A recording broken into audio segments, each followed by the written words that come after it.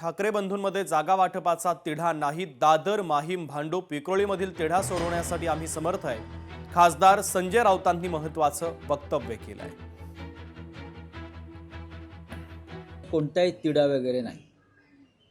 शिवसेना आणि महाराष्ट्र नवनिर्माण सेनेमध्ये जागा किंवा अन्य गोष्टीवरून तुम्ही जो म्हणताय तिढा पेच असं काही नाही, सगळं सुरळीत आहे, दिसेल तुम्हाला। किती जागांवर एकमत झालेलं आहे? कशाला पाहिजे किती जागा? आमच्या दोघांमध्ये किती जागा विषयच नाही आहे। हे स्वतः माननीय राज ठाकरे यांनी वरळीतल्या पत्रकार परिषदेत सांगितलं। जागा किती आणि आकडा किती ह्याच्यामध्ये कोणीच पडत नाही। शेवटी जे काही राहणार आहे ते शिवसेना मनसे या एका कुटुंबात राहणार। उभाटाच्या युतीमध्ये कुणाला किती जागा मिळणार हे सांगायला संजय राऊत तयार नाहीयेत, कारण दोन्ही पक्षामध्ये कमालीची भांडणं सुरू आहेत। संजय राऊत आणि उभाटा गट मनसेला जागा सोडायला तयार नाहीत।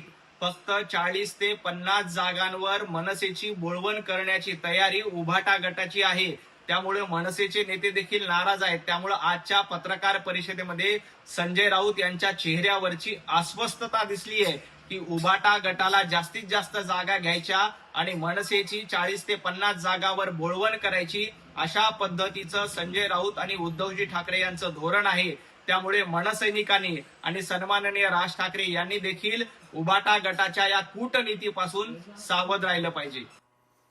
पुढची महत्त्वाची बातमी आपण पाहूयात। लाचार होऊन युती करणार नाही, शिवसेनेच्या रवींद्र धंगेकरांनी भाजपला थेट इशारा दिला। रवींद्र धंगेकरांसोबत आम्ही बोलू, उदय सामंतांनी प्रतिक्रिया दिली आहे।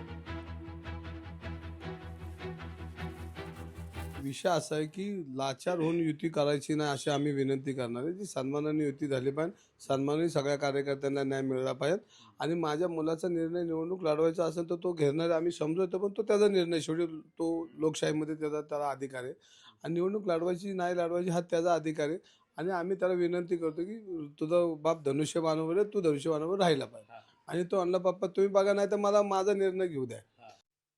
कुठेतरी पुण्यामध्ये शिवसेनेला सन्मानजनक जागा देत नाही असा प्रश्न समोर येतोय।